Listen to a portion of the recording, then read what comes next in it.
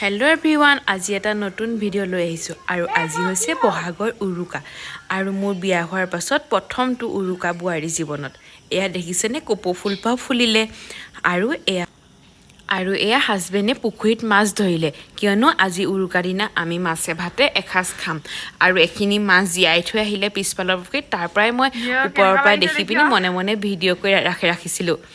আৰু সিও হাঁহি হাঁহি মাছ ধৰি আহি আছে। আৰু মাছ বাৰু আপোনালোকক দেখুৱাম। আৰু আপোনালোকৰ ফালে চাগে গৰু বিহু আপোনালোকে চাগে নিশ্চয় ভালকৈ উদযাপন কৰিলে। হয়, আমাৰো ভালদৰে পাতিলোঁ, কিন্তু ভিডিঅ'টোহে দিয়া নহ'ল। এয়া চাওকচোন, মাছ ধৰিলে। মাছ এয়া এজনীয়ে আমি ৰাতিকৈ খাম আৰু এজনী এক্সট্ৰাকৈ লৈ আনিছে, বাকীখিনি পুখুৰীত আকৌ জীয়াই থৈ দিলেগৈ, কিয়নো পিছদিনাখন মাছৰ বেপাৰী আহি মাছখিনি লৈ যাবহি।